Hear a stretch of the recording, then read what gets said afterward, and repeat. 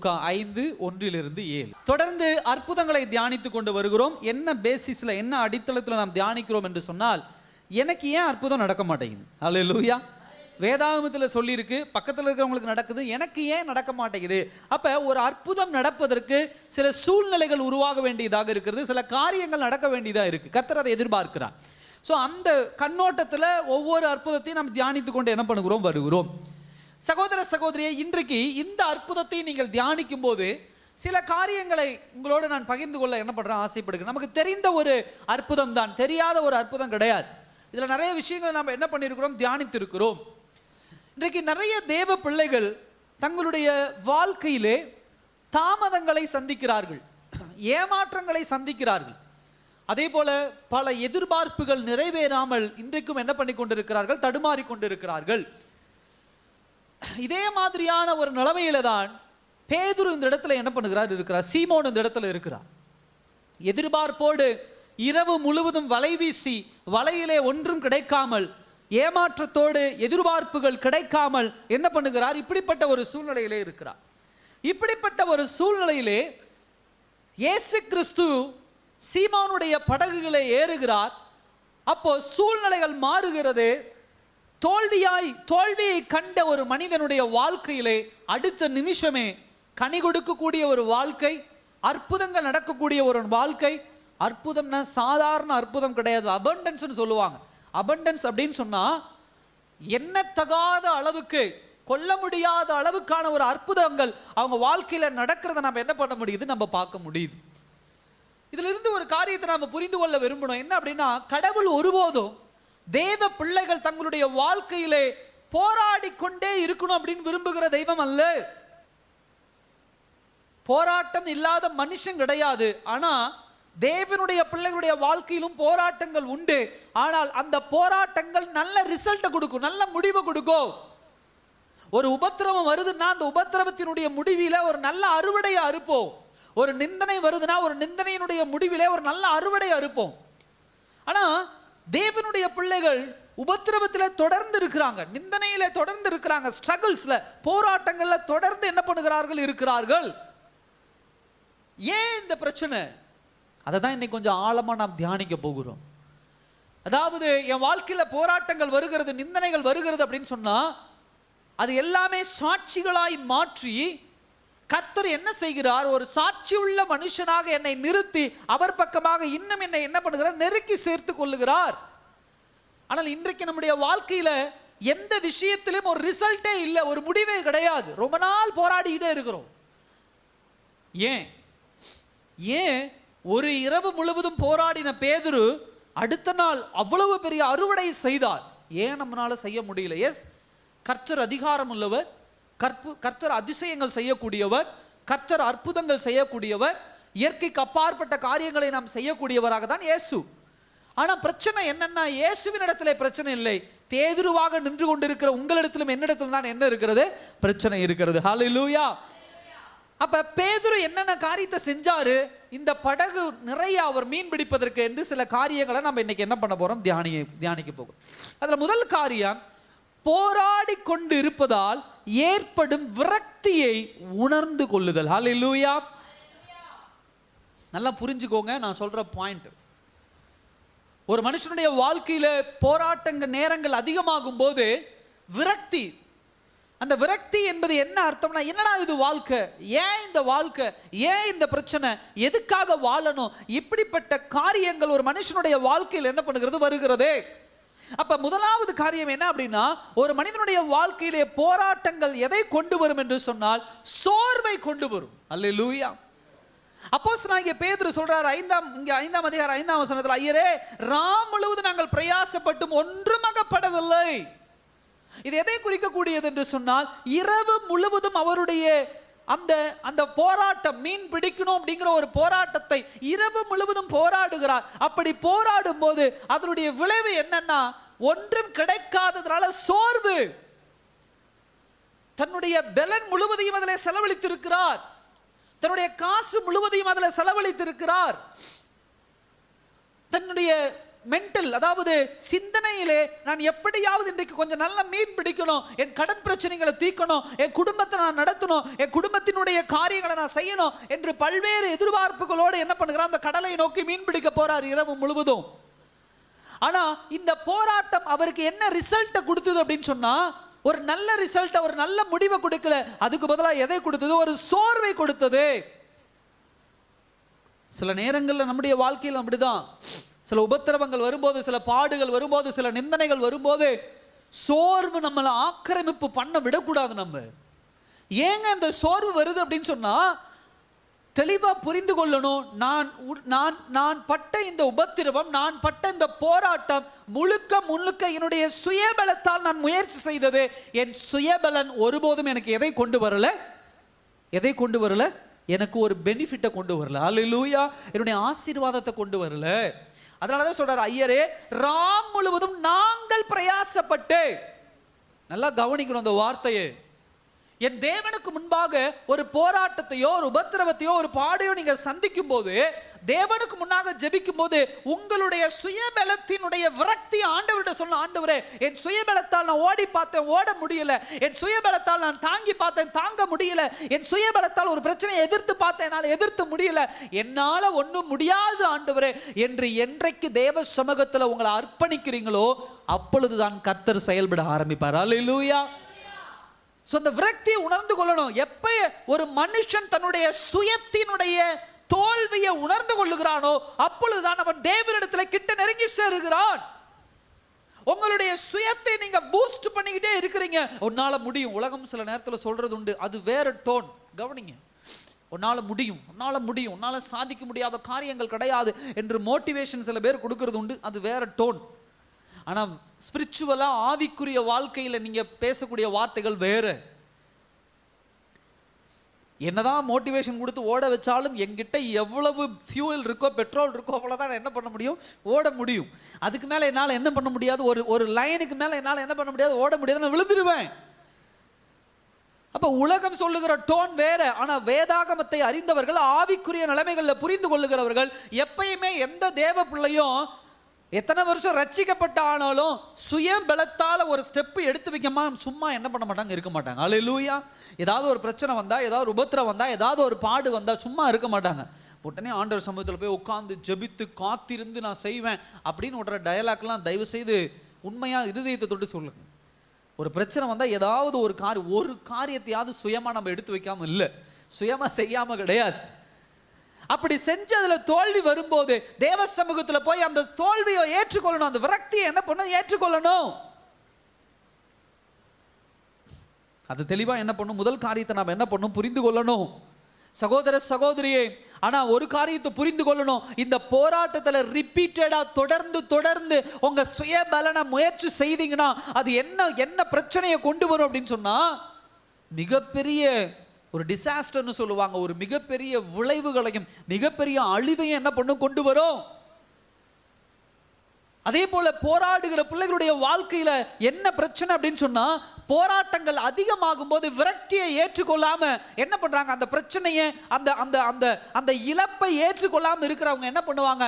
தனியா நான் போராடுறேன்னு சொல்லி தங்கிட்ட இருக்கக்கூடிய சுயபலனை எல்லாமே செலவழிச்சு ஒரு இடத்துல பார்க்கும்போது தனிமைப்படுத்தப்பட்டு அவங்க என்ன பண்ணுவாங்க? ஒரு மனநிலை பாதிக்கப்படுற அளவுக்கு போய் நின்றும். அல்லேலூயா. சத்தமா அல்லே சொல்லுங்க. இது உணர்ந்திருக்கிறீங்களா? என்னைக்காவது என் மனைவி தேவையில்லை, என் கணவர் தேவையில்லை, என் குடும்பம் தேவையில்லை, அவங்க எனக்கு தேவையில்லை, இவங்க எனக்கு தேவையில்லை, நான் தனியா நின்று போராடுறேன் பாரு, போய் இடிச்சிடிச்சு உள்ள வேண்டிதான். இப்படியே போராடிட்டு இருந்து உன்னுடைய தோல்வியை நீ உணர்ந்து கொள்ளாமல், உன்னுடைய விரக்தியை நீ உணர்ந்து கொள்ளாமல் தொடர்ந்து இப்படி போராடிக்கிட்டே இருந்தா கடைசி அது எங்க கொண்டு போய் விடும்? உங்களுடைய மனநலனை பாதிக்கும். மன அழுத்தத்துக்குள்ள போக ஆரம்பிப்பீங்க. ஏன் ஆண்டவர் ஆதாமை படைத்து சும்மா இருக்காம ஆதாமுக்கு ஏற்ற ஒரு துணையை கொடுக்கணும்னு ஆண்டவர் என்ன பண்ணிருக்கிறார்? ஏவாளை படைத்திருக்கிறார். அல்லேலூயா. ஏவாள் எப்படிப்பட்ட சப்போர்ட்டை கொடுப்பா, எப்படிப்பட்ட உதவியை? ஏன் ஒரு சரீரமா இருக்கிற நீங்களும் நானும் இரண்டு சரீரங்களாகிய ஆணும் பெண்ணும் இணைத்ததை ஒரு சரீரம் என்று ஆண்டவர் சொல்றார். ஸோ இப்படிப்பட்ட போராட்டங்கள் நேரத்தில், இப்படிப்பட்ட நிந்தனைகள் நேரத்தில் ஒருவருக்கு ஒருவர் தாங்கி பலப்படுத்துவதுக்கு தான் ஆண்டவர் இப்படிப்பட்ட ஒரு காரியத்தை கொடுத்துருக்கிறார். ஆனால் உலகப்பூர்வமாக நீங்களும் நானும் என்ன பண்ணுறோம்? முதல்ல என்ன பண்ணுறேன்? மனைவி தேவையில்லை, என் கணவர் தேவையில்லை, என் தாய் தகப்பன் தேவையில்லை, நான் தனியாக நின்று சாதிக்க போகிறேன். ரைட், நீ தனியாக நின்று யார் துணை கொண்டு சாதிக்க போகிற? உன் சுயபலத்தால் ஓடுறியா? உன் திறமையை பார்க்கறியா? உன் பணத்தை பார்க்கறியா? இல்லை உன்னுடைய இமேஜினேஷன், உன்னுடைய கற்பனை? சில பேருக்கு இன்னைக்கு மிகப்பெரிய டேஞ்சர் என்ன, அபாயம் என்னன்னா கற்பனை. பேதுரு அப்படிதான் கற்பனையில போனா, இவ்வளவு மீன் பிடிக்க போறேன்னு அவனுடைய கற்பனை பூர்த்தி செய்யப்படாத போது அது ஒரு மிகப்பெரிய விரக்தி அவனுக்குள்ள கொண்டு வந்தது. இன்றைக்கு தேவ பிள்ளைகள் கற்பனை அப்படிங்கிற ஒரு விஷயத்துல ரொம்ப மாட்டிக்கிட்டு இருக்கிறோம். இது பண்ணிடுவேன், இதை போன இந்த ஆரம்பிச்சு இந்த தொழில் ஆரம்பிச்சுன்னா இதுல இவ்வளவு பணம் சம்பாரிச்சு இப்படி போய் இப்படி போய் அப்படி போய். அல்லேலூயா. ஒரு கட்டல் கடை போட்டு தொழில் ஆரம்பிக்கிற ஒரு எக்ஸாம்பிளுக்கு சொல்கிறேன். கட்டல் கடை ஸ்டோராக மாறும், ஸ்டோர் சூப்பர் மார்க்கெட்டாக மாறும், சூப்பர் மார்க்கெட்டு லூலு மார்க்கெட் மாதிரி பெரிய அளவில் மாறும், கோடிக்கணக்கில் மாறும். பென்ஸ் கார் வாங்குவேன், வீடு வாங்குவேன், அதை வாங்குவேன் அப்படின்னு நைட்டு 10 மணிலேருந்து 11 மணி கனவு கண்டு நாளை காலையில் போய் அந்த கடையை போட்டால் வியாபாரம் ஆகாது. அல்லேலூயா. உங்கள் கற்பனை எல்லாம் நிறைவேற்றுகிற ஒரு ஸ்டேஜில் நீங்கள் போயிட்டீங்க அப்படின்னு சொன்னால் அது ரொம்ப கஷ்டமான சூழ்நிலையாக முடிஞ்சிடும். ஸோ தேவ பிள்ளைகள் இந்த விஷயங்கள் எல்லாம் என்ன பண்ண, எச்சரிக்கை என்ன பண்ணும் இருக்கணும். அதாவது போராட்ட நேரத்தில் தேவனுடைய உதவி இல்லாமல் நீங்கள் செய்கிற எந்த காரியமோ அது எதில் போய் முடியும் அப்படின்னா வெறுமையில் போய் முடியும். அதை கூட சங்கீதம் வாசிங்க. சங்கீதம் 127 அதிகாரம் 1 வசனத்தை வாசிங்க. அழகா சொல்லப்படுகிறது. சங்கீதம் 120. ஹல்லேலூயா. கர்த்தர் வீட்டை கட்டாராகில் அதை கட்டுவருடைய பிரயாசம். நீங்கள் சுயமாக எப்பேற்பட்ட ஸ்ட்ரென்த்தை கொடுத்து, எப்பேற்பட்ட போராட்டத்தை கொடுத்து, எவ்வளவோ பணத்தை செலவு பண்ணி, என்னென்னமோ காரியத்தை செய்து, என்னென்னமோ திட்டங்கள் செய்து, தேவனுடைய வழிநடத்துதல் இல்லாமல் சுயமாக நீ எவ்வளவு முயற்சி செய்தாலும் அது கடைசியில் எங்க போய் முடியும்? எங்க போய் முடியுங்க? வெறுமையில போய் முடியும். அல்லேலூயா. இரவு நேரங்களிலே மீன் பிடிக்கிறதுக்கு சரியான நேரம் இரவு நேரம் தான். மீன்கள் சரியா இரவு நேரத்துக்கு தான் மேலே வருமா, பகல் நேரத்தில் மீன்கள் மேலே வராதான். நல்ல போட் ஓட்டக்கூடிய திறமையான ஆளு, வலைகள் நல்ல ஸ்ட்ராங்கா பின்னி வலை போட்டு பிடிக்கக்கூடிய ஒரு ஆளு, எந்த இடத்துல மீன் இருக்கும் அப்படின்னு சொல்லி நன்றாக தெரிந்த ஒரு ஆளு, அப்படிப்பட்டவன் இரவு முழுவதும் 12 மணி நேரம் முயற்சி செய்து எத்தனை மீன் மாட்டுச்சு? எத்தனை மீன் மாட்டுச்சு? ஒரு மீன் கூட மாட்டல, ஒரு குட்டி மீன் கூட மாட்டல. அல்லேலூயா. எனக்கு 1000 திறமை இருக்குதுங்க. போட்டு நல்லா ஓட்டுறேன், மீன் வலை நல்ல வலையை வச்சிருக்கேன், இந்த கடலை பத்தி எனக்கு நல்லா தெரியும், இங்க எங்க மீன் இருக்கும், எந்த இடத்துல மீன் இருக்காது, எப்ப மீன் வரும், எப்ப மீன் வராது, எல்லா திறமைகளும் எனக்கு இருந்து இரவு முழுவதும் 12 மணி நேரம் என்னுடைய மாம்ச பலனை கொடுத்து போராடுகிறேன். ஆனால் என்னால என்ன பண்ண முடியல? ஒரு மீனை பிடிக்க முடியல. ஏன்னா தேவனுடைய வழி நடத்துதல் அங்க இல்லை. ஹல்லேலூயா. தேவனுடைய அனுமதி அங்க இல்லை, தேவனுடைய பிரசன்னம் அங்க இல்லை. இன்றைக்கு நிறைய பிள்ளைகள், முதல் பாயிண்ட் அதான் சொல்றேன், உங்களுடைய வாழ்க்கையில அற்புதத்தை நீங்கள் பெற முடியாமல் எந்த காரியம் தடுத்து கொண்டு இருக்குது அப்படின்னு சொன்னா உங்களுடைய போராட்டத்தினுடைய தோல்வியை, உங்களுடைய அந்த ஃப்ரஸ்ட்ரேஷன் சொல்லுவாங்க, அந்த விரக்தியை நீங்க உணர்ந்து கொள்ளாததுனால தான் இன்னமும் நீங்க யார் பேச்சையோ கேட்டுட்டு அதை செய்யற இதை செய்யறன்னு சொல்லி தேவனை விட்டு வழி விலகி சுயத்தை நாடி நாடி இருக்கிற காரியங்களை எல்லாம் இழந்து போய் கொண்டு இருக்கிறீர்கள். கர்த்தருடைய அற்புதம் உங்க வாழ்க்கையில செயல்பட முடியாதபடி, தேவனுடைய கரம் உங்க வாழ்க்கையில செய்யப்படாதபடி, நீ என்னமோ பெரிய மேதாவி மாதிரி எல்லா விஷயங்களிலும் கையை வச்சு வச்சு இழந்து போறோம். அல்லேலூயா. தேவ பிரசன்னத்தினுடைய வழி நடத்துதல் இல்ல, தேவனை வச்சு முன்னாடி போறது இல்ல, தேவ அனுமதியோடு போறது இல்ல. ஏங்க? உன்னுடைய தோல்வியை தேவ சமூகத்தில் ஒத்துக்கிறது இல்லை. என்னால் அவ்வளவுதான் ஆண்டவர், இனிமே முடியல ஆண்டவரே, என்னுடைய சுய முடியாது, என்னுடைய திறமை இல்லை. அல்லேலூயா. அவங்கள பார்த்து அதை செய்யறது, இவங்களை பார்த்து இதை செய்யறது, இவங்களை பார்த்து இதை செய்யறது, அவங்க அதை செஞ்சு அப்படி சம்பாதிச்சிட்டாங்க, இவங்க இதை செஞ்சு இப்படி பண்ணிட்டாங்க, அவங்க இதை வச்சு அதை பண்ணிட்டாங்க, அவங்க அதை வச்சு இதை பண்ணிட்டாங்க அப்படின்னு சொல்லி மனிதனை நோக்கி பார்த்து உன் சுயபலத்தை வைத்து ஓடி ஓடி நல்லா கவனித்து பாருங்க, சுதந்திரித்ததை விட இழந்தது தான் அதிகம். இன்னைக்கு எப்படிப்பட்ட ஒரு எண்டில் நிற்கிறோம்? ஃப்ரஸ்ட்ரேஷன், விரக்தி, எல்லாம் ஒன்றும் முடியாத போது எல்லாரையுமே என்னால் திருப்திப்படுத்த முடியல. அல்லேலூயா. என் மனைவியை திருப்திப்படுத்த முடியல, என் கணவரை திருப்திப்படுத்த முடியல, என் பிள்ளைகளை திருப்திப்படுத்த முடியல, என்னை சுற்றி இருக்கிற திருப்திப்படுத்த முடியல. அவங்க கேட்கிற கேள்வி, அவங்க பேசுகிற வார்த்தைகள், அவங்க எதிர்த்து நிற்கிற காரியங்கள், இதெல்லாம் என்ன பண்ணுது, ஒரு விரக்தி ஸ்டேஜ் கொண்டு போகுது. ஏண்டா இந்த வாழ்க்கை? ஹல்லேலூயா. எதுக்கு இந்த வாழ்க்கை? தேவ பிள்ளைகள் எச்சரிக்கையா இருக்கணும். ஒரு விஷயத்துல போய் முடியலன்னா அந்த இடத்துல முட்டுட்டு, ஆண்டவரே என்ன விரக்தி அப்படின்னு சொன்னா, இதுக்கு மேல என்னால முடியாது ஆண்டவரே, என் தோல்வியை நான் ஒத்துக்கொள்றேன், ஹல்லேலூயா, என்னுடைய ஃபெயிலியரை நான் ஒத்துக்கொள்றேன். பேதுருடைய அறிக்கையை நீங்க அப்படிதான் பார்க்க முடியுது. ஆண்டவர் ஒரு வேளை சொல்லியிருக்கலாம், 4ஆம் வசனத்தில் அவர் போதகம் பண்ணி முடித்த பின்பு சீமோனை நோக்கி ஆழத்திலே தள்ளி கொண்டு போய் மீன் பிடிக்கும்படி உங்கள் வலைகளை போடுங்க என்றோன்னே, அப்படிலாம் போட முடியாது ஆண்டவர், எனக்கு வேலை இருக்கு, அப்படி சொல்லலாம்ல. இல்லாண்டவரே நைட்டு போயிட்டு வந்துட்டோம், போட்லாம் எடுக்க முடியாது, இல்லாண்டவரே ஆள் இல்லை, இல்லாண்டவரே இன்னைக்கு நைட்டு போகணும், நான் போய் ரெஸ்ட் எடுக்கணும், இந்த பாயிண்ட்லாம் சொல்லலாம்ல. ஆனால் அவன் என்ன சொல்றான் கவனிங்க, அவன் என்ன சொல்றான் பாருங்க. என்ன சொல்றான்? ஐயரே, ராம் முழுவதும் நாங்கள் பிரயாசப்பட்டு ஒன்றும் எங்களுக்கு அகப்படவில்லை. தன்னுடைய விரக்தியை, தன்னுடைய ஃபெயிலியரை, தன்னுடைய போராட்டத்தை ஒத்துக்கிற ஆண்டவருக்கு முன்னாடி, ஆண்டவரை நான் முயற்சி பண்ணிட்டு என்னால முடியல, இனிமே என்னால முடியாது, ஆகிலும் உம்முடைய வார்த்தையின்படி. ஹல்லேலூயா. தன்னுடைய தோல்வியை ஏற்றுக்கொள்ளும் போதுதான். 2வது பாயிண்ட் பாருங்க, இயேசு உங்கள் சூழ்நிலைக்குள் வரும்போது உங்களுடைய ஸ்ட்ரகிள், உங்களுடைய போராட்டம் என்ன பண்ணுகிறது? முடிவடைகிறது. ஹல்லேலூயா. இரவு முழுவதும் போட்டு பேதுரு கையில் இருக்கு, வலை பேதுரு கையில் இருக்கு, கடல் அவன் கண்ணுக்கு முன்னாடி இருக்குது, அவனுடைய சகோதரர்கள் யோவான் அவரோடு கூட இருக்கிறார், அவருடைய சகோதரன் அந்திரேயா அவனோடு கூட இருக்கிறான். அவன் மீன் பிடிக்கிற திறமை உள்ளவன், தொடர்ந்து 10 வருஷம் 20 வருஷம் 30 வருஷம் மீன் பிடிக்கிற திறமை உள்ள பேதுரு தன்னுடைய எல்லா விஷயத்தையும் ஒன்று சேர்த்து இரவு முழுவதும் முயற்சி செய்கிறான். அந்த போராட்டத்திலே தோல்வி அடைகிறான். ஆனா எப்பொழுது தேவ பிரசன்னம் பேதுருவுடைய வாழ்க்கையிலே வருகிறதோ அப்பொழுதுதான் பேதுருடைய வாழ்க்கையில என்ன வருகிறது? ஆசீர்வாதம் வருகிறது. அல்லேலூயா. அற்புதம் வருகிறது.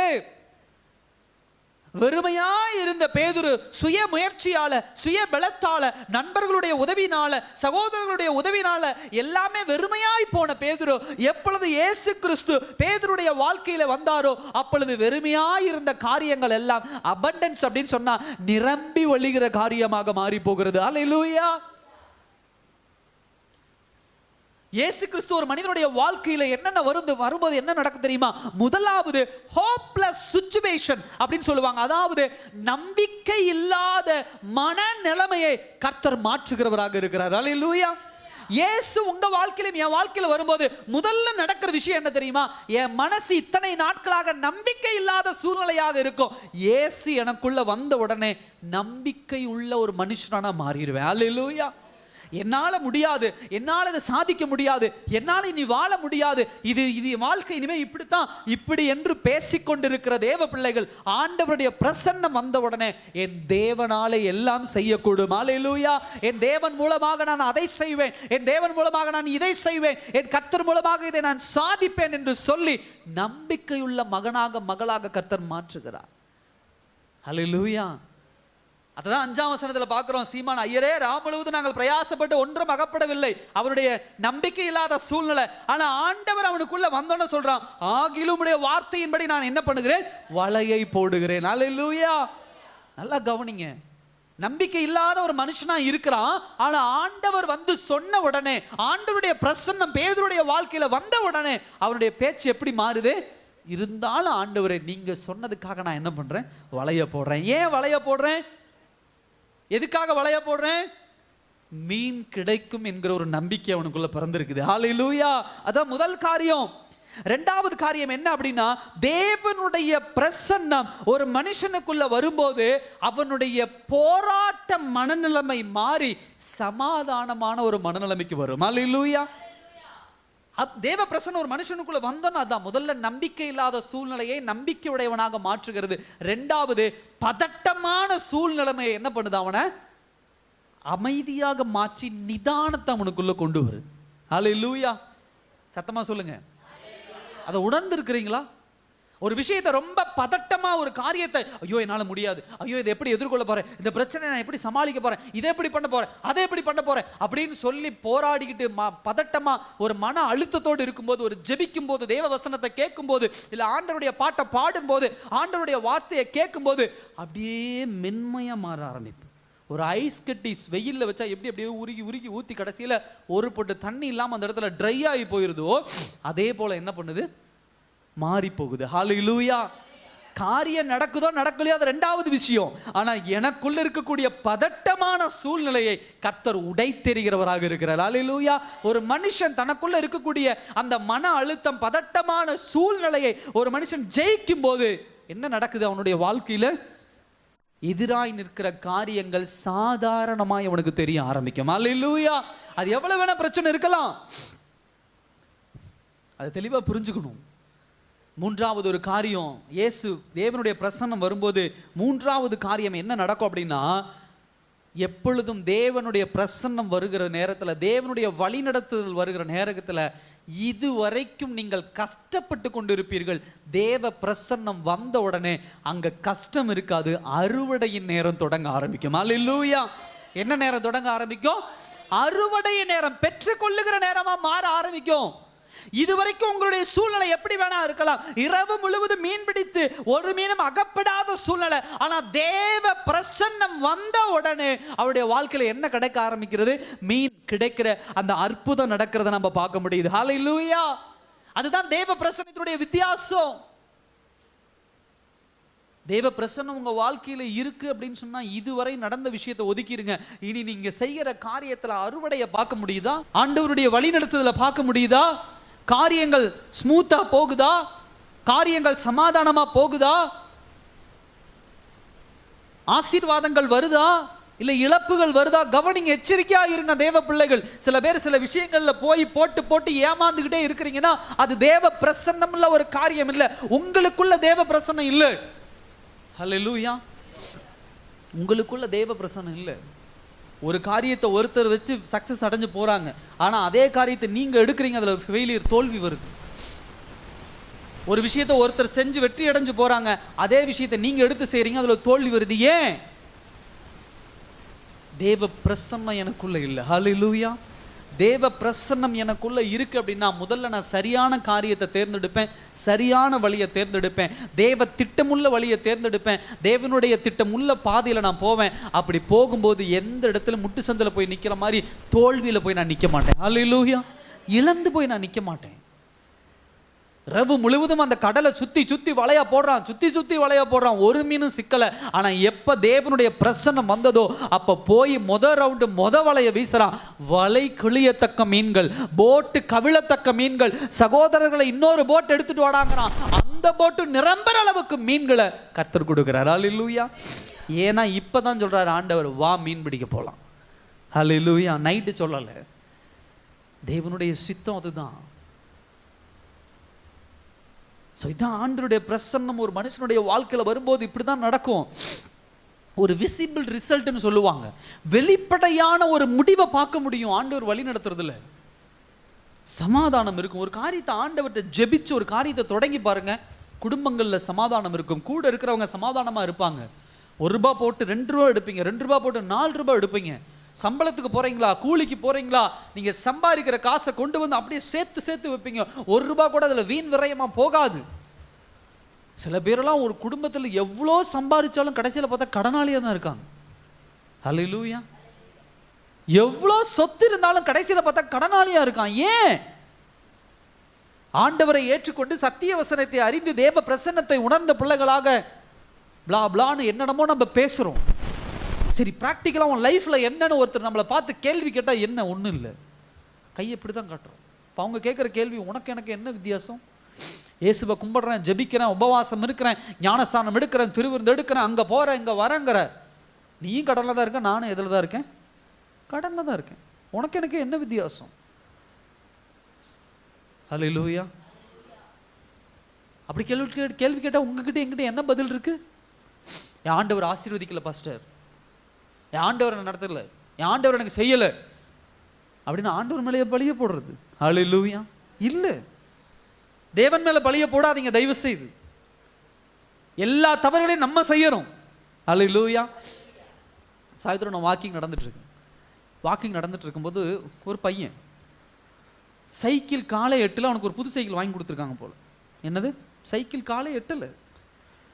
ஒரு நிமிஷம் இல்லைன்னா அந்த பையன் முக்கில் விழுந்து கார் அவன் மேலே ஏறி இருக்கும். நான் எத்தனையோ முறை சொல்லியிருக்கேன், ஆனால் அவங்க அதை கேட்கல. ஜஸ்ட் ஒரு நிமிஷம் இல்லைன்னா அவன் உடம்புல கார் ஏறி இறங்கியிருக்கும். நின்று நான் பார்க்குறேன்.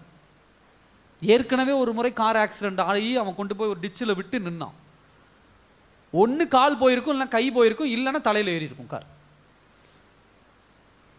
முக்கில் அப்படியே சடனாக விழுந்துட்டான். இன்னொரு சைக்கிள்காரன் 2 பசங்க போட்டுட்டு அவ்வளோ வேகமாக மேலே இருந்து வந்து அவன் டக்குன்னு இன்னொரு பையன் சைக்கிளை திருப்பிட்டான். சைக்கிள் அடித்து விழுந்தவன் இவன் சைக்கிள் முன்னாடி வந்து இவன் பின்னாடி விழுந்துட்டான். காருக்காரங்க அந்த டேர்னில் திரும்பிட்டாங்க. அங்கே என்ன நடக்குதுன்னு தெரியல, டக்குன்னு பிரேக் அடித்தாங்க. ஜஸ்ட் மிஸ்ல. பெற்றவங்களுக்கு தெரியாதா? அவ்வளோ அசால்ட்டு, அவ்வளோ கவனக்குறைவு பிள்ளைகளை குறித்து. அடிபட்டு கால் போனதுக்கு அப்புறம், கை போனதுக்கு அப்புறம், அது போனதுக்கு அப்புறம், இது போனதுக்கு அப்புறம் ஆண்டவர் பார்க்கல, ஆண்டவர் செய்யல, ஆண்டவர் கை விட்டுட்டாரு. கடைசி அந்த பையனுக்கு இப்போ எத்தனை வயசு? ஒரு 10 வயசு 12 வயசு இருக்கும். இனி 60 70 சாகிற வரைக்கும் கால் இல்லாமல் கை இல்லாமல் இருந்தால் எப்படி இருக்கு? யோசிச்சு பாருங்க அவனுடைய வாழ்க்கைய. கால் எட்டல, பிரேக் பிடிச்சி அவனால சைக்கிள் நிறுத்தி இறங்க முடியல. புது சைக்கிள் வாங்கி கொடுத்துருக்குறாங்க. நேற்று தான் வாங்கி கொடுத்துருப்பாங்க போல.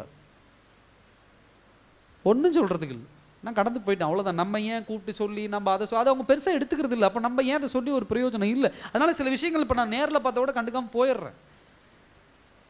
அப்புறம் ஒரு நாள் வரும், அப்போ வந்து சொல்லுவாங்க, பாஸ்டர் இந்த மாதிரி ஆயிடுச்சு, கை போயிடுச்சு, கால் போயிடுச்சு, கண்ணு போயிடுச்சு.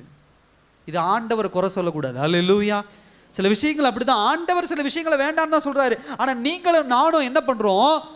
தேவையில்லாத காரியங்கள்ல தெரியும் நமக்கு இந்த விஷயம் தவறான விஷயம், இது தேவையில்லாத விஷயம் அப்படின்னு சொல்லி, ஆனா பிள்ளைகளை என்கரேஜ் பண்ணி, குடும்பங்களை என்கரேஜ் பண்ணி அந்த விஷயத்துல போய் சிக்கி கடைசியில திணறிக்கிட்ட ஆண்டவர் மேல பழிய போடுறது உண்டு. நான் அது ஒரு சின்ன எக்ஸாம்பிள் சொல்றேன். இது மாதிரி பல விஷயங்கள், ஆண்டவர் அனுமதிக்காத விஷயங்களை உங்க குடும்பங்கள்ல செய்யறதுக்கு நீங்க ஒத்துக்கொண்டதுனால தான் தேவனுடைய பிரசன்னம் இல்லாமல், தேவனுடைய வழிநடத்துதல் இல்லாமல் அந்த விஷயங்களை எப்படி அந்த பையன் விழுந்து சின்னதா தப்பிச்சுக்கிட்டானோ அது மாதிரி சில விஷயங்களை நம்ம தப்பித்து கொண்டே வருகிறோம். எச்சரிக்கையா இருங்க. மூன்றாவது ஒரு காரியம், தேவனுடைய வழி நடத்துதலுக்கு கீழ்ப்படிதல் இயற்கைக்கு அப்பாற்பட்ட காரியங்களை நம்முடைய வாழ்க்கையில உண்டாக்கும். அல்லேலூயா. எந்த காரியத்தை? இயற்கைக்கு அப்பாற்பட்ட விளைவுகள், காரியங்கள், செய்கைகள் எதை வேணா உண்டாக்கும். ஆனா எதுக்கு ஒப்பு கொடுக்கணும்? தேவனுடைய வழி நடத்துதல். அதாவது நல்லா கவனிங்க, தேவனுக்கு கீழ்ப்படுகிற விஷயம்தான் ரெவலேஷனுக்கும் மேனிஃபெஸ்டேஷனுக்கும் இடையில இருக்கக்கூடிய ஒரு பிரிட்ஜும்பாங்க. அதாவது தேவன் வெளிப்படுத்துகிற காரியமும் தேவனுடைய வாக்கு தத்தத்திற்கும் அதே போல தேவன் செய்கிற காரியத்திற்கும் இடைப்பட்ட பாலம் என்னவென்று சொன்னால் கீழ்ப்படிதல். நான் சொல்ற பாயிண்ட் புரியுதா உங்களுக்கு? கர்த்தர் உங்களுக்கு வாக்குத்தத்தம் சொல்லியிருக்கலாம், கர்த்தர் சில காரியங்களை உங்களுக்கு வெளிப்படுத்தி இருக்கலாம், கர்த்தர் நான் இதை செய்ய போறேன், அதை செய்ய போறேன், இப்படி செய்ய போறேன், அப்படி செய்ய போறேன், இதெல்லாம் உங்க வாழ்க்கையில சொல்லியிருக்கலாம். இந்த காரியங்கள்லாம் நடக்கிறதுக்கு இந்த பக்கம் என்ன பண்ணுது? எல்லா காரியங்களும் செய்கைகளா மாறுவதற்கான வாய்ப்புகள் உண்டு, வழிகள் உண்டு.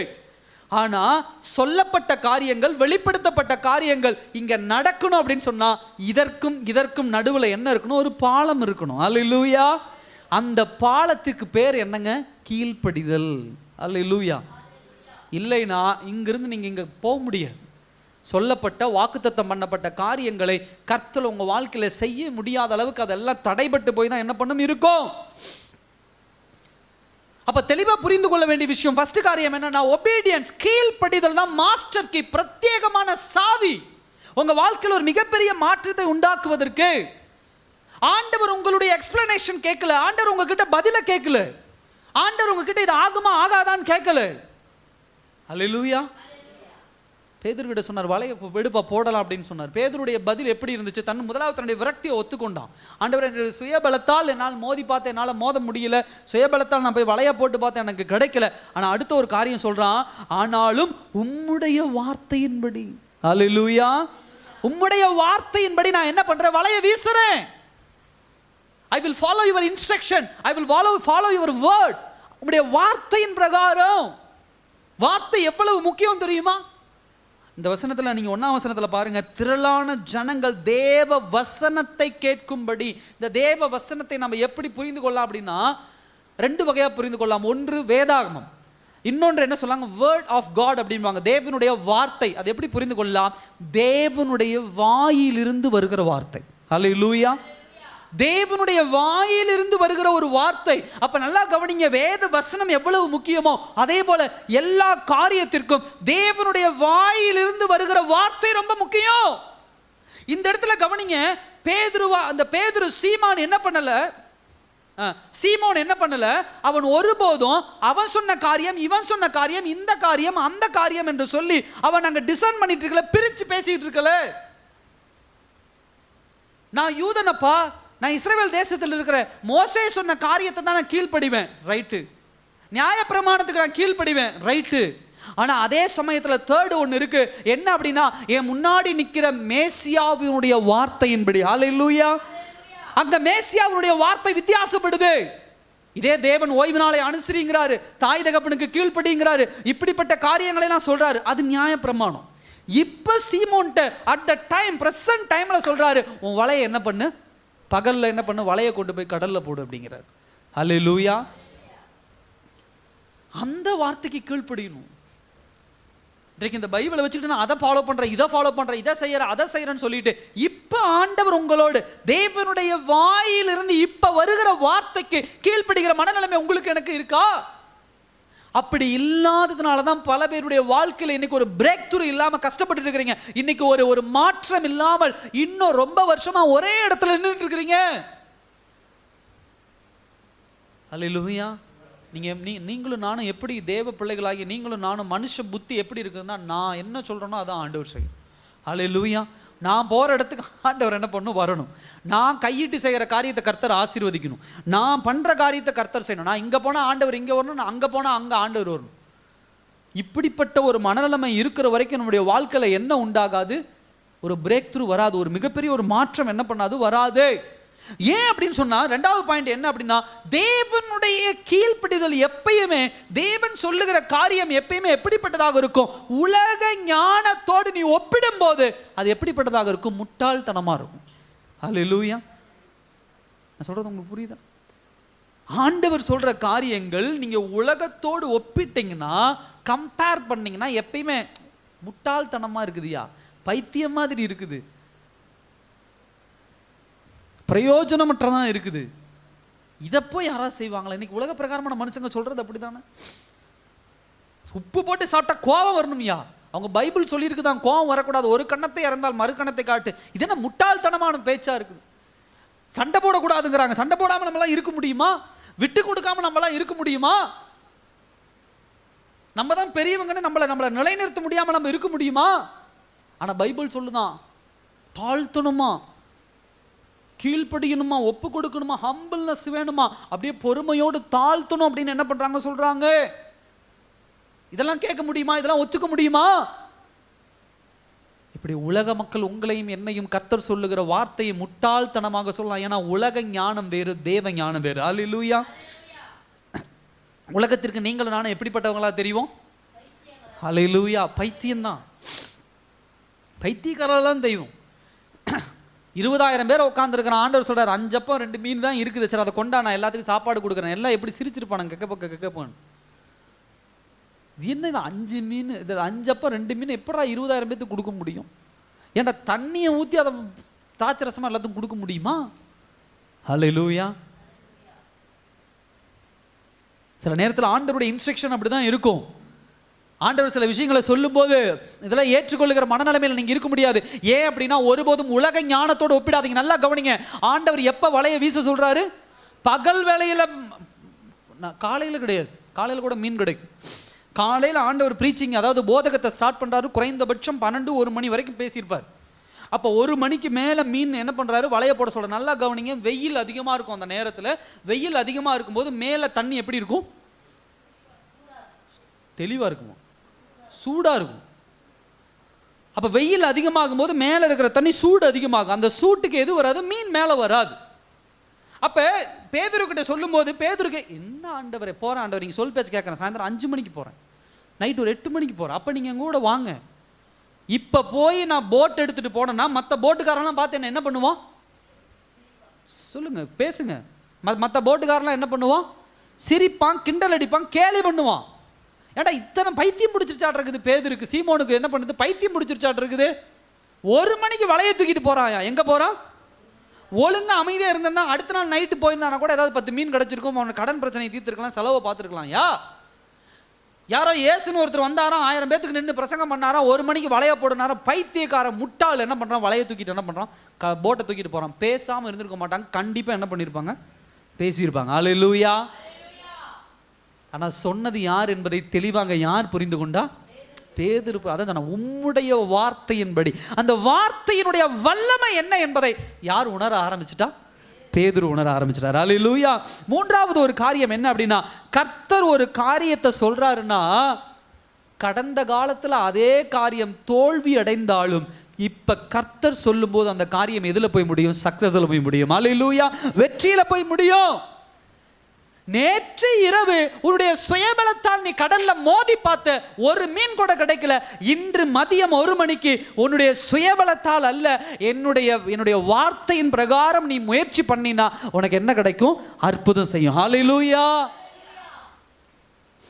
ஆண்டவர் சில விஷயங்களை இல்ல ஆண்டவரே, அதெல்லாம் போன வருஷமே ட்ரை பண்ணிட்டேன், அப்பயே முயற்சி பண்ணிட்டேன், அப்பயே நான் பார்த்துட்டேன், அதெல்லாம் தோல்வியில் முடிஞ்சிருச்சு, திரும்ப நான் அந்த காரியத்தை செய்ய மாட்டேன், திரும்ப அந்த காரியத்தை நான் போக மாட்டேன், ஆண்டவர் சொன்ன பிறகு நான் செய்ய மாட்டேன்னு சொல்லுகிற சில காரியங்களுக்கு கர்த்தர் இன்றைக்கு உங்களோடு விடை கொடுக்கிறார். கடந்த கால தோல்வி என்பது உன்னுடைய சுயபலன். இன்றைக்கு ஆண்டவர் உன்னை பேசி செய்ய சொல்வது என்பது தேவனுடைய பலன். அல்லேலூயா. சுயபலத்தால் நீங்களும் நானும் தோற்று போகலாம், ஆனால் தேவ பலத்தால் இந்த உலகத்தில் ஒருத்தரும் என்ன பண்ண முடியாது? தோற்று போக முடியாது. அல்லேலூயா. அதான் இங்க புரிஞ்சுக்கணும். தேவனுடைய வல்லமை கடந்த கால தோல்வியில் இருந்து உங்களை மீட்டு கொண்டு வெளியே வரணும் அப்படின்னா தேவனுடைய வார்த்தைக்கு நீங்க கீழ்ப்படியணும். அதே போல அடுத்த ஒரு பாயிண்ட், தாமதிக்கிற கீழ்ப்படிதல் எப்பொழுதுமே தாமதிக்கிற அற்புதத்தை தான் செய்யும். அல்லேலூயா. சில பேர் தேவனுடைய வார்த்தைக்கு அப்புறம் பார்த்துக்கலாம், இதை முடிச்சுட்டு அப்புறம் பார்த்துக்கலாம் அப்படின்னு தாமதம் பண்ணிட்டு இருக்கிறீங்க. ஆண்டவர் சில விஷயத்தை சொல்றாருன்னா வேண்டானா வேண்டாம், வேணும்னா வேணும், அதோட முடிச்சிடணும். எச்சரிக்கிறார்னா அதை விட்டுட்டு வெளியே வந்துடணும். சில விஷயங்களை தொடங்கி குடும்பத்தில் சமாதானம் இல்லை, சண்டை வருது, ஆண்டவர் அதை வேண்டான்னு சொல்றாருன்னா தூக்கி போட்டுட்டு அந்த இடத்துல அதை விட்டுட்டு கடந்து போயிடணும். எப்ப தேவனுடைய கீழ்ப்படிதலுக்கு நாம தாமதம் பண்ணிக்கிட்டு இல்லை பண்ணிடலாம், இந்த ஒரு டன் இப்ப மட்டும் ஒரு 10,000 ரூபாய் கடனை வாங்கி உள்ள போடுவோம், இப்ப மட்டும் ஒரு 5,000 ரூபாய் கடனை வாங்கி உள்ள போடுவோம். சில விஷயங்களை நம்ம அப்படித்தான் செஞ்சு தோல்வி அடைஞ்சுக்கிட்டே இருக்கிறோம் இன்னும் நம்முடைய வாழ்க்கையில். தேவனுடைய சத்தத்தை கேட்டு நீங்கள் எவ்வளவு தூரம் அதனுடைய கீழ்ப்படிதலுக்கு தாமதிக்கிறீங்களோ அவ்வளவு தூரம் நீங்க பேக்ல போய்கிட்டே இருப்பீங்க, இழப்புல போய்கிட்டே இருப்பீங்க. அல்லேலூயா. ஏன்னா தேவனுடைய எச்சரிக்கை எப்பொழுதுமே ஆரம்பத்திலே இழப்புல தான் உங்களுக்கு எச்சரிக்கை வருது. அப்ப அதுல இருந்து மீண்டு வரணும் தான் ஆண்டவர் எச்சரிக்கை கொடுக்கிறாரு. நீங்க அந்த எச்சரிக்கை இன்னும் தாமதம் பண்ணிக்கிட்டு இருக்கிறீங்கன்னா இழப்புக்கு மேல இழப்பு, இழப்புக்கு மேல இழப்புன்னு பேக்வேர்ட்ல பின்னாடி போய்கிட்டே இருப்பீங்க. அதுல இருந்து ஒருவேளை நான் இப்ப திருந்தன ஆண்டவரே அப்படின்னா அதுக்கு மேல கஷ்டம். அல்லேலூயா. சத்தமா ஒரு அல்லேலூயா சொல்லுங்க. 10,000 ரூபாய் கடன் வாங்குறீங்க, அப்பயே ஆண்டவர் வேண்டாங்கிறாரு, அப்பயே விட்டுட்டு வந்தா எவ்வளவு கடன்? 10,000 ரூபாய் தான் கடன். எவ்வளவு நாள்ல கட்டலாம்? உங்க சுயபலத்தை வச்சு நீங்க கணக்கு போட்டுக்கோங்க. ஒரு ஒரு ஒரு 3 மாசத்துல 10,000 ரூபாய் கட்டலாமா? ஒரு உதாரணத்துக்கு நான் சொல்றேன். அப்ப 3 மாசத்துல நீங்க அந்த கடனை கட்டி நீங்க என்ன பண்ணலாம்? சுதந்திரமான மனிதனா மாறிடலாம். இப்ப அதே ஆண்டவர் 10,000 சொல்றாரு, வேண்டாம்பாங்கிறார். இருக்கட்டும் ஆண்டவரே, இன்னொரு 10,000 கடன் வாங்குறேன். இப்ப எவ்வளவு கடனாச்சு? நீங்க சொல்லுங்க, எவ்வளவு கடனாச்சு? 20,000. அப்ப 10,000 கடன் அடைக்கவே 3 மாசம், இப்ப 20,000 கடன் ஆயிடுச்சு. இப்ப கடன் கட்ட எவ்வளவு நாள் ஆகும்? 6 மாசம் நீங்க சுதந்திரவாளியா இருக்க முடியாது. இப்ப மறுபடியும் ஆண்டவர் சொல்ற, எப்பா வேண்டாம் நீ விட்டுட்டு வந்துரு. இல்ல ஆண்டவர், இன்னொரு 10,000 வாங்குறேன், இந்த டைம் ஏறிடுவேன் ஆண்டவர், தம் கட்டிடுவேன். இப்ப எவ்வளவு கடை? இப்படிதான் வாழ்க்கையில இழப்பை இன்னும் சந்திச்சுட்டு இருக்கிறோம். அதுல நீ திருந்தி மீண்டு வரதுக்கு 1 வருஷம் ஆகும், 2 வருஷம் ஆகும். ஏன்னா நீ எவ்வளவு தாமதிக்கிறியோ தேவனுடைய வசனத்துக்கு அவ்வளவு தூரம் நீ ஃபார்வர்ட்ல போறதுக்கு காலம் தாமதம் பண்ணும். புரிஞ்சுக்கணும் அது. அல்லேலூயா. இதை நானும் பிராக்டிக்கலா நான் அனுபவிச்சிருக்கேன். நான் இழந்திருக்கேன், காலத்தை நான் இழந்திருக்கிறேன், நேரத்தை நான் இழந்திருக்கிறேன், ஊழியத்துல நான் பின்தங்கி இருந்திருக்கிறேன். சில விஷயங்களை தேவன் சொன்னப்போ எனக்கு கேட்டு இருந்திருந்தனா எனக்கு இவ்வளோ பிரச்சனை வந்திருக்காது. அந்த விஷயங்களை விட்டுட்டு சுயபலத்தால் சுய கோபத்தால் பின்னாடி போய் போய் இப்போ தான் கொஞ்சம் கொஞ்சமாக ஏறி வரேன். இல்லைன்னா நான் எப்பயோ மேலே ஏறி எங்கேயோ போய் நின்றுருப்பேன். ஊழியத்தில் சொல்கிறேன். அல்லேலூயா. நிறைய இழந்து இருக்கிறேன். அது உணர்ந்து சொல்கிறேன். தேவ பிள்ளைகள் ஆண்டவர் ஒரு விஷயத்தை டிலே, அதாவது வேண்டான்னு சொல்கிறாருன்னா அங்கேயே டக்குன்னு போட்டு கிளம்பிடணும். தாமதம் பண்ணுற வரைக்கும் அது தேவையில்லாத ஒரு டேஞ்சர். ஹல்லேலூயா. 4வது ஒரு பாயிண்ட் பாருங்க. விசுவாசம் தோல்விகளை வெற்றி சாட்சிகளாக மாற்றுகிறது. ஹல்லேலூயா. என்னுடைய கதைகள் எல்லாம் சாட்சிகளாக மாறணும் அப்படின்னு சொன்னா அதுக்கு என்ன தேவை? ஃபெய்த், விசுவாசம் தேவை. ஹல்லேலூயா. பகல்ல மீன் பிடிக்கணுங்கிறது ஒரு கதை, ஸ்டோரி. ஆமாவா இல்லையா? கதை அப்படின்னு சொன்னா நடக்காத விஷயத்தை சொல்றதுக்கு பேர் தான் என்னங்க? சத்தமா சொல்லுங்க, கதை. இன்னைக்கு சினிமா நடக்காத ஒரு விஷயத்தை தான் சொல்லுது, நடக்கிற விஷயத்த சொல்லுதா? என்னதான் நான் நீங்க நல்லா கவனிங்க. சினிமா சில பேர்த்து சொல்றது உண்டு, உண்மை சம்பவத்தை தழுவி எடுக்கப்பட்ட படம் வாங்க, அதுலேயும் சில கதைகள் இருக்கும். சில விஷயங்கள்லாம் லாஜிக்கலா இது இவ்வளவு தூரம் பண்ண முடியாது, இது அப்படி செய்ய முடியாது. அதனால தான் பைபிளில் நான் பார்க்குற கட்டுக்கதைகள் அப்படிங்கிறோம். ஆனால் ஒரு விஷயத்தை புரிந்து கொள்ளுங்க, கட்டுக்கதைகளும் நினைத்து நினைத்து பார்க்குற இமேஜின் பண்ணுற கதைகளும் சில நேரத்தில் சாட்சிகளாய் மாறும். எப்போ அப்படின்னு சொன்னால் விசுவாசத்தில் பயணிக்கும் போது. அல்லேலூயா. ஒரு குழந்தைய பார்த்து ஒரு மீன் பிடிக்கிறவரை பார்த்து சொல்லலாம், பகலில் 120 மீன் கிடச்சிது. நல்ல கதை கட்டுற. என்ன சொல்லுவாங்க? பகலில் எப்படி மீன் பிடிக்க முடியும்? மீனே கிடைக்காது.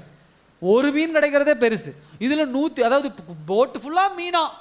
இல்லைப்பா, நேற்று ஒரு கனவு கண்டேன். என்ன கனவு கண்ட? மதியம் ஒரு 2 மணிக்கு போட் எடுத்துட்டு நான் போய் வலை வீசுறேன்.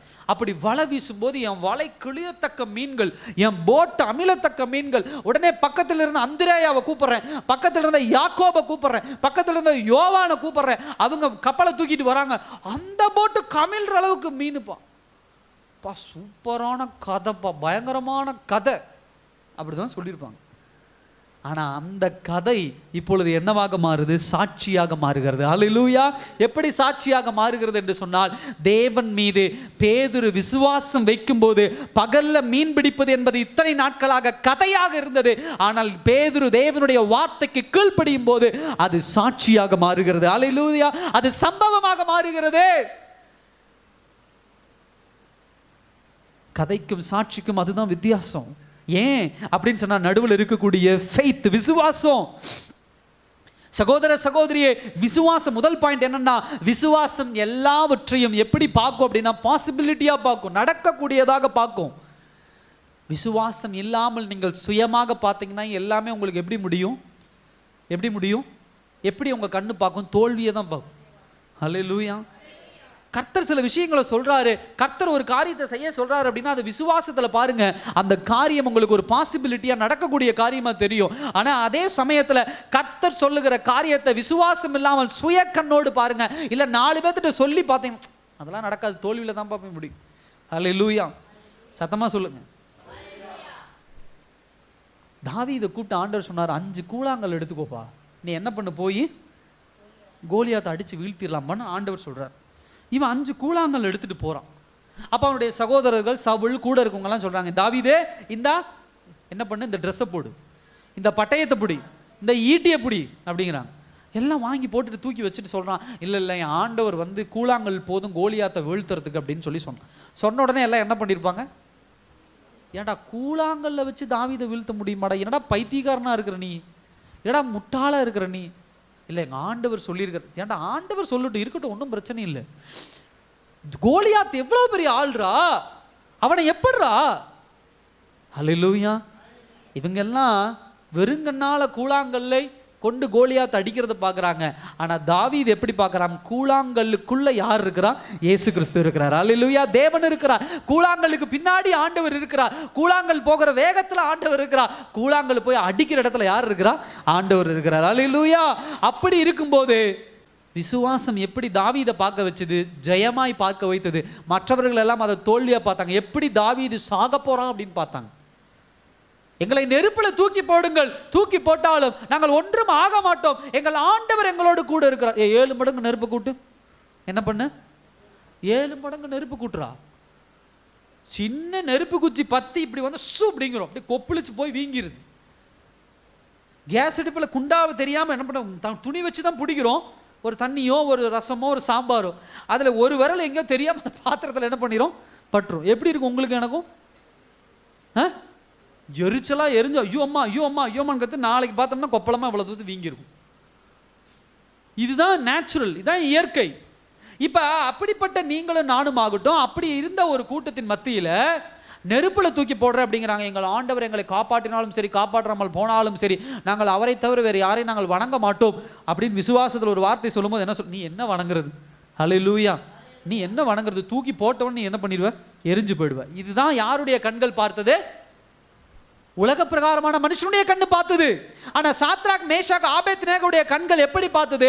என்னை எனக்குள்ள இருக்கக்கூடிய தேவன், நான் வணங்குகிற தேவன் ஒருபோதும் என்னை என்ன பண்ண மாட்டார், கைவிட மாட்டார். அல்லேலூயா. அப்படிப்பட்ட நெருப்புக்குள்ள தூக்கி போடும்போது தலைமுடி கருகாமல் என்ன பண்ணார்கள், நடந்து கொண்டிருந்தாங்க. நடுவில் ஒருத்தர் நடந்துட்டு இருக்கிறார். அல்லேலூயா. இதான் விசுவாசத்தின் கண்கள். உலக பிரகாரமான கண்கள் என்ன வேணும், தோத்துருவ, ஏமாந்துருவ, இழந்து போயிடுவ, அதாயிருவ இதாயிருவ. ஆனா உங்களுடைய கண்களும் என்னுடைய கண்களும் எதை பார்க்குது? விசுவாசத்தை. ஹல்லேலூயா. அடுத்த விஷயம் என்ன அப்படின்னா, விசுவாசம் என்ன பண்ணுது ஒரு மனுஷனுடைய வாழ்க்கையில? தேவ வல்லமையோடு கனெக்ட் பண்ற, தொடர்பு படுத்துகிற ஒரே ஒரு விஷயம் என்ன அப்படின்னா விசுவாசம் மாத்திரம் தான். ஹல்லேலூயா. நான் சொல்ற பாயிண்ட் நல்லா கவனிங்க. கர்த்தர் உங்க வாழ்க்கையில செய்யக்கூடிய அற்புதத்திற்கு என்ன தேவை? பவர் தேவை, வல்லமை தேவை. அந்த வல்லமை உங்களோட கனெக்ட் ஆனாதான், அந்த வல்லமை உங்களோடு தொடர்பு உண்டாக்கினால்தான் என்ன ஆக முடியும்? அந்த வல்லமை செயல்பட முடியும். அப்படி செயல்படுறதுக்கு என்ன தேவை? விசுவாசம் தேவை. அந்த பிளக் பாயிண்ட்ல கரண்ட் இருக்கு, இங்க ஃபேன் இருக்கு. இப்ப இந்த ஃபேன் ஓடுறதுக்கு என்ன தேவை? கரண்ட் தேவை. இப்ப அந்த கரண்ட் அங்கிருந்து இங்க வரதுக்கு என்ன தேவை? ஒயர் தேவை. என்ன தேவை? ஒயர். அந்த ஒயர் தான் விசுவாசம். அல்லேலூயா. இந்த ஒயர் இல்லாம கரண்ட் அங்கேயே தான் இருக்கும், ஃபேன் சும்மா நின்றுகிட்டே தான் இருக்கும். அந்த ஒயர் கனெக்ட் ஆகும்போது அந்த பவர் இந்த ஃபேனுக்குள்ள வரும்போது, அந்த வல்லமை, கரண்ட்டுங்கிற வல்லமை இந்த ஃபேனுக்குள்ள வரும்போது ஆட்டோமேட்டிக்கா ஃபேன் என்ன ஆகுது? சுத்த ஆரம்பிக்குது. ஹல்லேலூயா.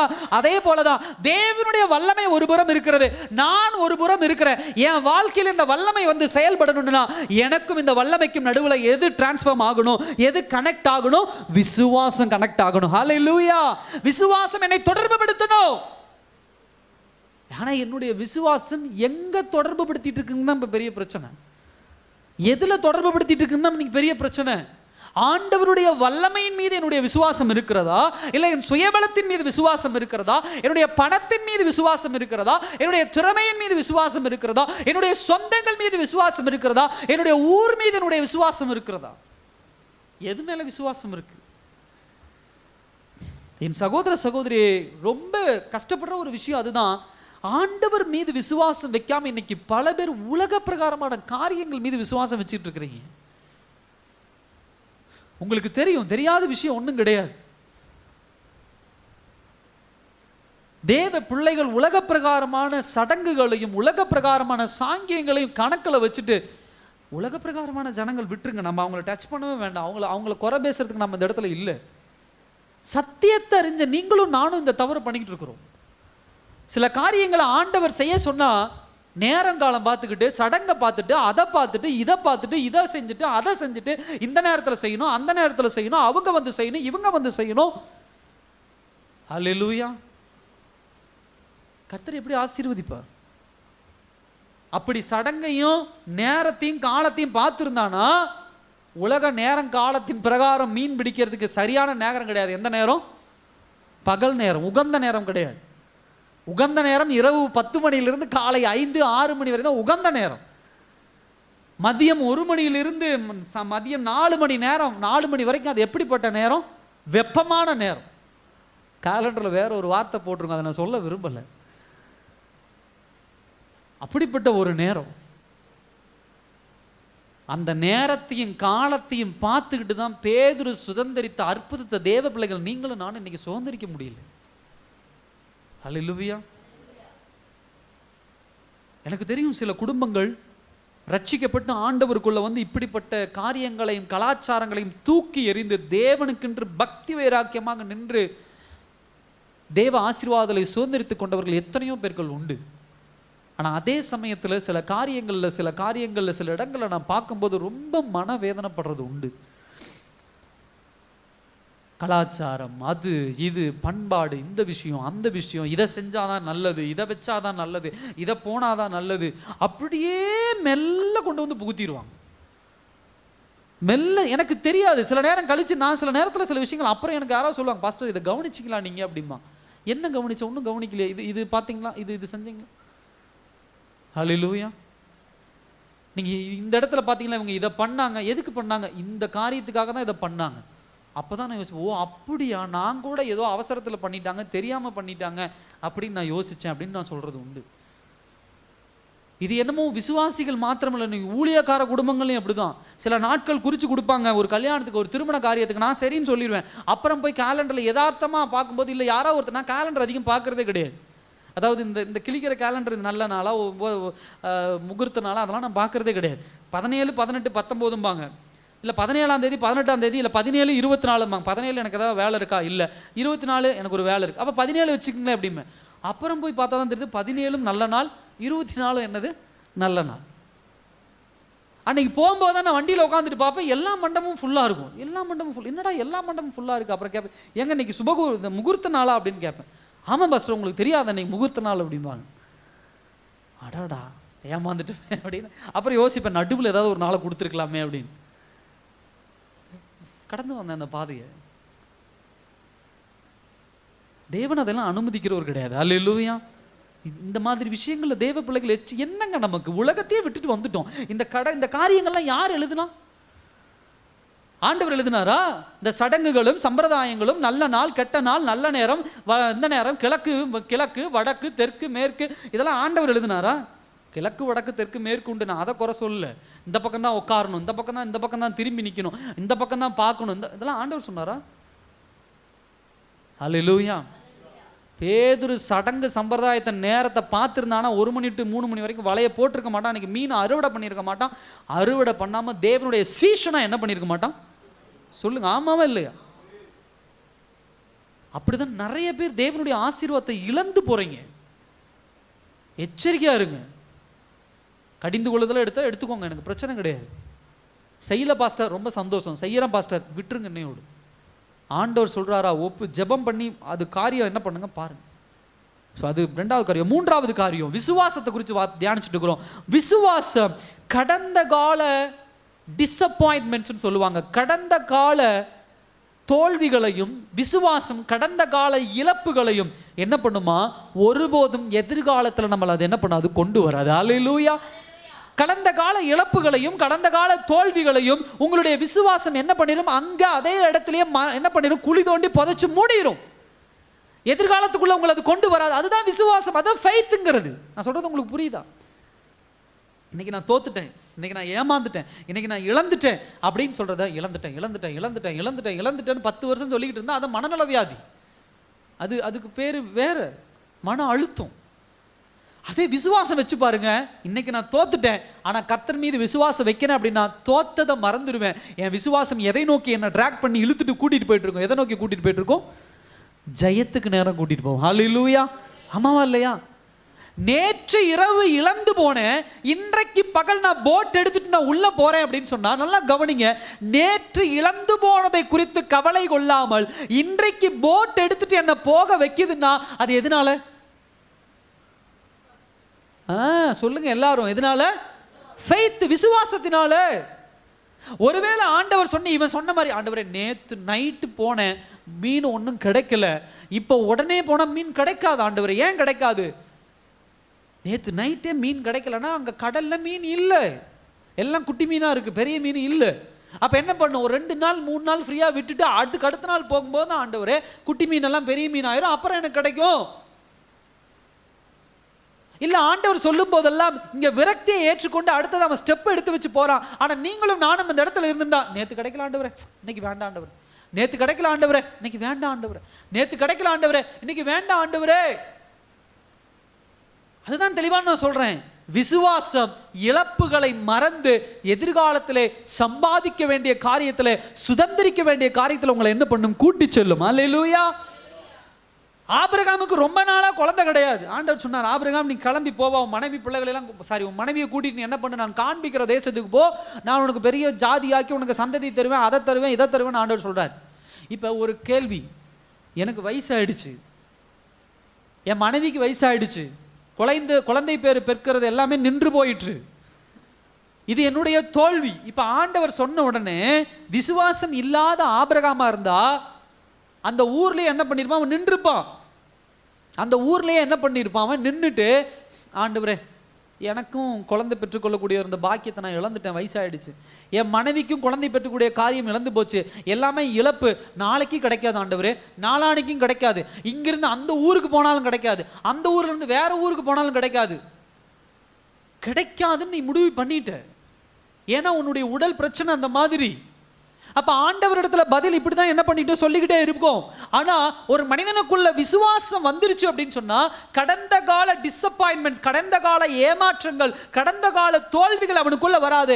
ஆண்டவர் கிளம்பி போனா என் ஆண்டவர் எனக்கு தருவார், அது என்கிட்ட என்னுடைய கர்ப்பம் செத்து போனாலும் குழந்தை கொடுக்க அவர் வல்லவராக இருக்கிறார். அல்லேலூயா. அப்படிப்பட்ட எண்ணம் இருந்ததுனால தான் எல்லாத்தையும் விட்டுட்டு யார் கிளம்பி போனா, ஆபிரகாம் கிளம்பி போனான். கொஞ்சம் யோசிங்க, நீங்களும் நானும் பேதுருவுடைய இடத்துலையோ நீங்களும் நானும் ஆபிரகாமுடைய இடத்துல இருந்தா ஆண்டவர் சொன்னா கிளம்பி போவோமா மாட்டோமா?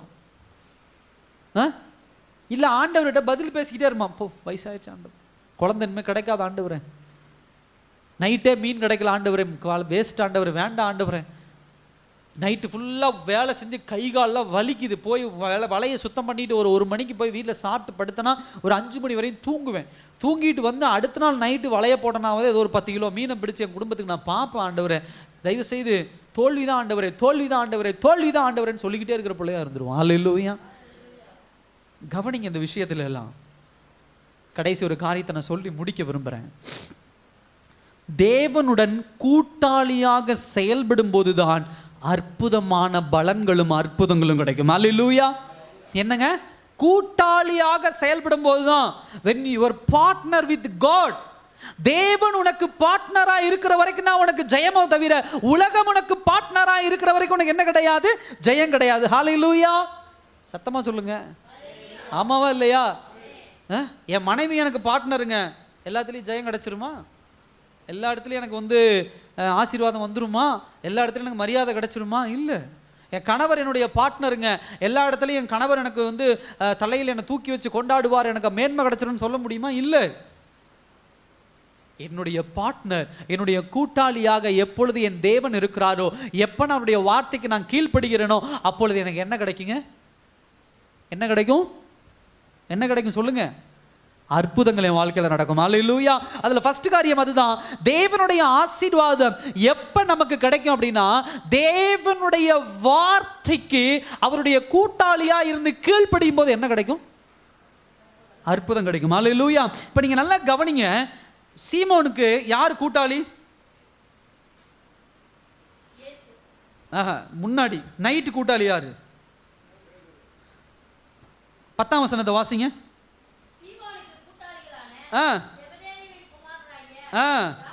யாக்கோபும் யோவானும் அதை என்ன பண்ணாங்க? அந்திரேயா இருப்பான், அந்திரேயாவும் என்ன பண்ணாங்க?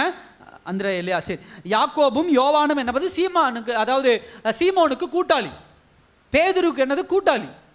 அப்ப பேதுருக்கு இவங்க கூட்டாளியா இருக்கும்போது இவங்க என்ன பண்றாங்க அப்படின்னு சொன்னா, நைட்டு போலாம்பா மீன் பிடிக்க அப்படிங்கும் போது இவங்க அந்த கூட்டாளியா இருக்கிறனால இவங்க மீன் பிடிக்க போய் என்ன கிடைக்கல, உங்களுக்கு கிடைக்கல. இப்ப புது கூட்டாளி அங்க உள்ள வரார், ஒரு புது பார்ட்னர் உள்ள வரார். யார் வரா? இயேசு உள்ள ஒரு புது பார்ட்னரா உள்ள வரார். இப்ப தேவனுடைய இயேசுனுடைய வார்த்தை என்ன இருக்குது? மதியம் 1 மணிக்கு என்ன பண்ணலாம்பா?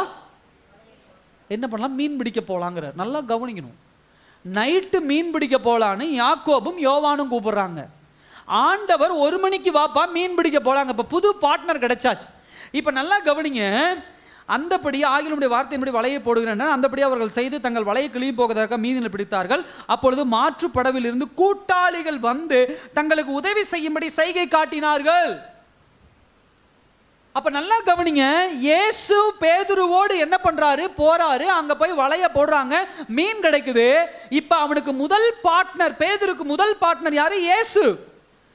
அவருடைய வார்த்தையின்படி கேட்டதுனால இப்ப மீன் கிடைச்ச உடனே இப்பதான் அவனுடைய பழைய கூட்டாளிகளை கூப்பிடுறான். என்ன கூப்பிடுறான்? ஏ யாக்கோபு இங்க வாப்பா, ஏ யோவான் இங்க வாப்பா, போட்டை எடுத்துட்டு வாப்பா, எல்லாருமே என் போட்டு பத்தாத அளவுக்கு மீன் இருக்கு, வாங்க பிடிக்கலான்னு என்ன பண்றான்? கூப்பிடுறான். அல்லேலூயா. உலக பிரகாரமான மனிதனை கூட்டாளிகளாக வைத்துக் கொண்ட பேதுரு இரவு நேரத்திலே, சூழ்நிலை தகுந்த நேரத்திலே, போட் இருக்கு, வலை இருக்கு, மீன் பிடிக்க நல்ல நேரம் என்று சொல்லக்கூடிய இரவு நேரம் இருக்கிறது, எல்லாவற்றிலும் அவனுக்கு தோல்வி. அதே சமயத்தில் பகல் நேரத்தில், மீன் பிடிக்க உகந்த நேரம் இல்லாத ஒரு நேரத்தில், 1 மணி வெயிலான நேரத்தில் இயேசு மாத்திரம்தான் அவனுக்கு கூட்டாளியா இருக்கிறாரு. ஆனா மீன்கள் அகப்பட்டதா இல்லையா? அகப்பட்டுச்சு. ஹல்லேலூயா. இது ரொம்ப முக்கியமான ஒரு பாயிண்ட். பேதுருவுடைய கூட்டாளி யாரு? இயேசு கிறிஸ்து. நீங்க உங்க கூட்டாளி யாரு, என்னுடைய கூட்டாளி யாருங்கிறதா மிகப்பெரிய கேள்வி. ஏன் அப்படின்னா, யார் நம்முடைய பார்ட்னரோ அவங்க பேச்சை தான் நம்ம கேட்போம். அது மனுஷங்களா இருக்கலாம், பணமா இருக்கலாம், உங்களுடைய பெருமையா இருக்கலாம், இல்ல வேற என்ன வேணா, உங்களுடைய திறமையா இருக்கலாம். எது உங்களுக்கு கூட்டாளி? இன்னைக்கு அதை கொஞ்சம் தீர்மானிங்க. உங்க கூட்டாளி சொல்றத நீங்க செய்யறீங்க. சில பேருடைய மனசு அவங்க கூட்டாளி, பார்ட்னர். அவங்க மனசு இப்படி போனா போ, லெஃப்ட்ல வானா லெஃப்ட்ல வா, ரைட்ல வானா ரைட்ல வா, ஸ்ட்ரைட்டா போனா போ. அங்க கிணறு இருந்தாலும் சரி, அங்க குட்டிச்சவர் இருந்தாலும் சரி, முட்டி சாவு. தான் நினைச்சதை உடனே சாதிக்கணும். என் மனசு சொல்லிருச்சு, என் இருதயம் சொல்லிருச்சு, என் மூளை சொல்லிருச்சு, என் சிந்தனைகள் சொல்லிருச்சு, என் எண்ணங்கள் சொல்லிட்டாங்க, எனக்கு அவங்க சொல்லிட்டாங்க, எனக்கு இவங்க சொல்லிட்டாங்க. யாரை பார்ட்னர்ஸா இந்த உலகத்துல தேர்ந்தெடுக்கிறீங்க ரொம்ப முக்கியம். யாரை நீங்க பார்ட்னரா இந்த உலகத்துல தேர்ந்தெடுக்கிறீர்களோ அவர்கள் சொல் பேச்சு தான் நீங்க கேட்பீங்க. தேவனுடைய வசனத்தையும் தேவனுடைய பிரசன்னத்தையும் எப்போ உங்க கூட்டாளியாக, உங்க பார்ட்னராக தேர்ந்தெடுக்கிறீங்களோ அப்பொழுதுதான் கர்த்தருடைய அற்புதமும் அதிசயமும் உங்க வாழ்க்கையில நடக்கும்.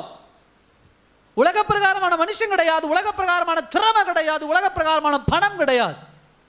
அல்லேலூயா. என் பார்ட்னர் யாரு?